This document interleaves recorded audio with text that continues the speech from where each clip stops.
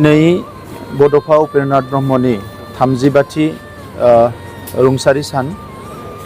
बे सानखौ 1990 मायथाइयाव बिथाङा रुंसारि जानाय उननिफ्रायनो फालिबोनाय जादों आरो जोबोद गाजा गोमजायै बिथांखौ मान बावबोदों, बयबो खौसेयैनो मान बावबोदों। देग्लाय बोसोराव बिथांनि जि रुंसारि सान बेखौ क'क्राझाराव, बरागारियाव आरो दतमायाव, थुलुंगापुरियाव खुंनायजों लोगोसे सारा आसाम नाङैनो आरो आसामनि बाहेरावबो, बेंगलावबो आरो लोगोसे गोदान दिल्लीयाव खुंनाय जादों। आरो देग्लायनि जि खुंनाय बेयो जोबोद स्पेशियेल आरो जारिमिनारि जागोन। मानोना दिनैनि बे सानावनो भारतनि नखर मन्त्रि अमित शाह बिथाङा भारतनि केपिटेल गोदान दिल्लीयाव बिथांनि मुङाव मोनसे लामा बिथाङा बेखेवगोन आरो बे लामाखौ फैबाय थानाय समाव बड'फा उपेन्द्रनाथ ब्रह्म मार्ग होननानै अरायसम भारतनि आरो मुलुगनि सुबुं माहारिया मिथिनो मोनगोन। आरो बेजों लोगोसे बे लामानिनो गेजेर जायगायाव मोनसे गल चक्कर दङ एबा जायखौ स्कुवेर होननानै बुङो। बेवहाय बिथांनि मोनसे मुसुखा गायसननाय जागोन। 9 फुट गोजौ मोनसे मुसुखा बेवहाय गायसननाय जागोन आरो बेखौबो बिथाङा दिनै बेखेवगोन। आरो बेजों लोगोसे बे कैलाश कल'नि पार्कआवनो मोनसे सुबुं गौमायाव बिथाङा बाहागो लागोन। बड'फा उपेन्द्रनाथ ब्रह्मआ बर' माहारिखौ मुलुगाव गावनि सिनायथि, गावनि थामोनथा, गावनि राव थुनलाइ हारिमुखौ लानानै मोनसे गेदेमा हारि महरै थांना थानो थाखाय जि लामा दिन्थिजेनदोंमोन, जांख्रिखांनायनि जि लामाखौ दिन्थिजेनदोंमोन, बेजोंनो आगान सुरनानै दिनै बर' माहारिया बे समाव गावनि सिनायथि आरो थामोनथाखौ मुलुगाव गायसननो हाबाय।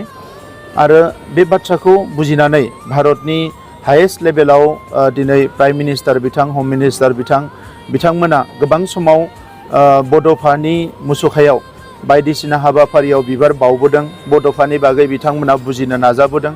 सा सानजा भारतआव जिखिनि ट्राइबेल माहारि दङ, बे ट्राइबेल माहारिफोरनि गेजेराव दिनै बयनिख्रुइ अर्गेनाइज आरो सोद्रोम आरो जौगानाय माहारि हिसाबै बर' हारिखौ हमनाय जायो।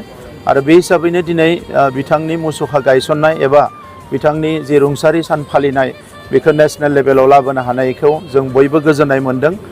बड'फाया बर' माहारिनि आंगोनिबो आंगो, नाथाय बिथांनि साननाय हनाय, बिथांनि जि फिल'सफि बेखौ दिनै सारा भारतनि मानसिफ्रा एबा सारा मुलुगनि मानसिफ्रा लासै लासैनो बोजबनायाव, मान होनायाव जों बयबो गोग्गानाय मोनदों।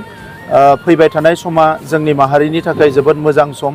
बेवहाय जोंनि जाखांबोनाय लाइमोनफोरखौ आं खावलायगोन, बड'फानि जि सान्थौ आरो सानस्रि बेखौ बयबो बजबनानै लानांगो। हारिनि थाखाय बयबो खामानि मावनांगो आरो गोब्राब नाजायोब्ला, हारिनि थाखाय बयबो खामानि मावोब्ला, हारिनि फारसे जि नेशनेलिज्म स्पिरिटखौ बयबो लाखियोब्ला बे हारिया मुलुगाव मालाबाबो थैनाय नङा।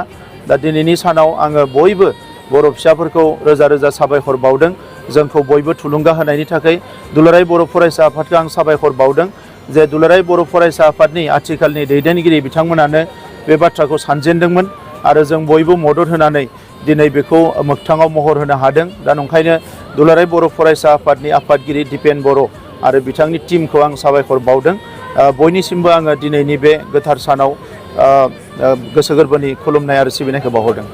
नखर मन्त्रि बिथाङा 4 बाजिनि उनाव फैगोन। 4 बाजियाव फैनानै गिबियावनो लामा बेखेवगोन, बिनि उनाव मुसुखाखौ बेखेवगोन, बिनि उनाव पाब्लिक मिटिंआव एटेन्ड जागोन आरो बिथांजों लोगोसे आसामनि chief minister doctor Himanta Biswa Sharma बिथां आरो दिल्लीनि चिफ मिनिस्टार मुस्रिमा रेखा गुप्ता बिथां आरो लोगोसे गोबां मन्त्रि, MP गासैबो बाहागो लागोन।